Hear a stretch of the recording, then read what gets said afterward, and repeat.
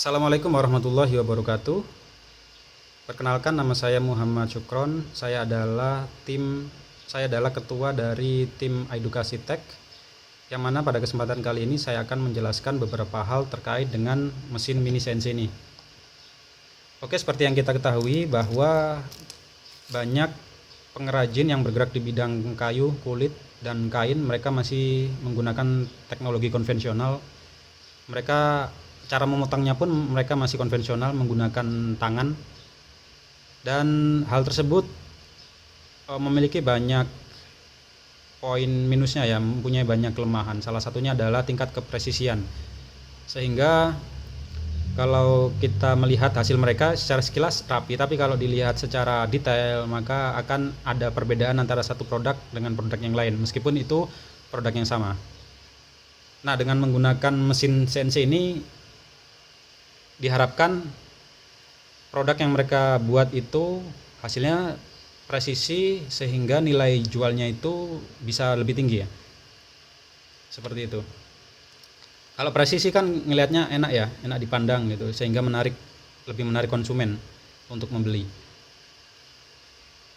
Oke, lalu selain itu juga mesin laser banyak digunakan untuk mengukir kain dan juga memotongnya. Ini seperti ini ya contohnya ya.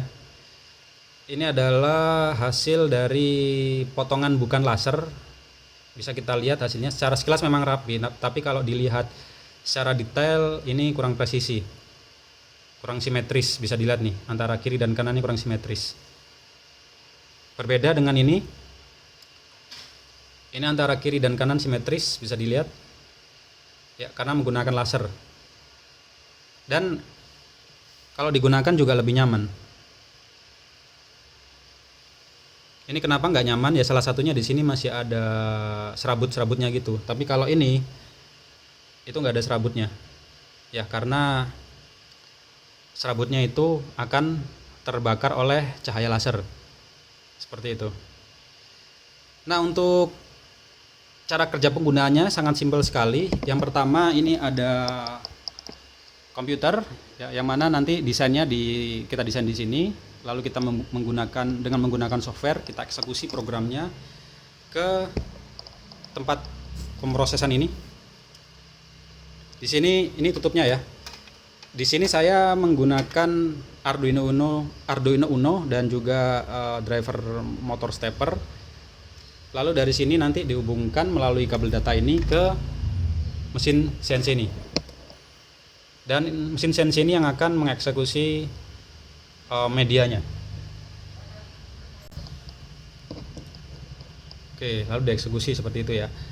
Dan ini sebenarnya ini masih setengah jadi, karena ini ada orang yang baru pesan. Nanti di akhir video ini akan saya lampirkan juga mesin CNC yang sudah pernah saya pakai, baik untuk grafir menggunakan laser maupun grafir menggunakan bor, seperti itu.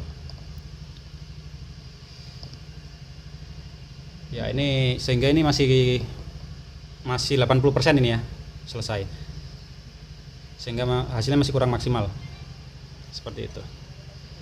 Nah, untuk potensi pasar sendiri itu sangat besar menurut saya.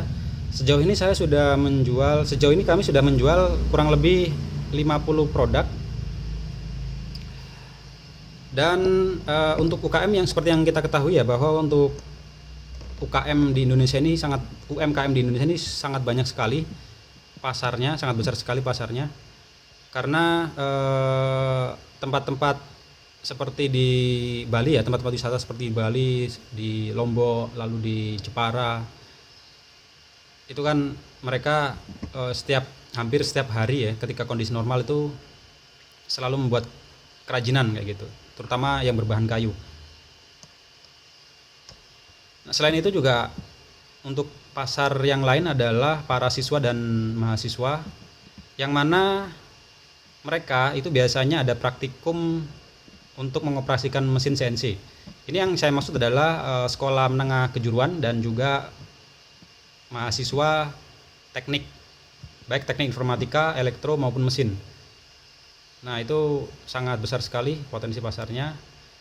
Kelebihannya kalau kita menggunakan mesin mini CNC ini adalah yang pertama kita tidak perlu menyediakan mesin CNC yang besar kayak gitu kan. Jadi mungkin daripada kita menunggu satu CNC yang besar dengan antrian yang banyak, mending kita beli CNC ini sebanyak katakanlah 10 piece. Kalau ada satu kelasnya ada 20 mahasiswa, berarti satu mesin CNC ini bisa dipakai 2 orang kayak gitu. Daripada satu kelas ngantri hanya menggunakan satu CNC besar buat praktikum. Seperti itu. Dan resikonya juga kecil ya kalau kita menggunakan ini. Kalau rusak ya udah rusak yang harga murah ini aja. Tapi ini nggak murahan ya. Ini kualitasnya udah lolos quality control gitu. Tapi kalau mesin mini CNC besar, kalau seumpama ada kendala, belum lagi ngantrinya ya, maka kendala dalam artian ketika praktek maka akan sangat sulit dipecahkan ketika itu kayak gitu. Kali ini kan katakanlah ada kendala ini, kita masih bisa menggunakan mesin mini CNC yang lain, yang 9 sisanya gitu ya, kayak gitu. Selain itu ini juga bisa digunakan oleh mereka untuk praktek merakit bahkan membuat mesin mini CNC, karena ini sistemnya sangat mudah sekali. Seperti itu. Oke, terima kasih. Untuk selanjutnya saya lanjutkan ke video implementasi yang pernah saya lakukan. Wassalamualaikum warahmatullahi wabarakatuh.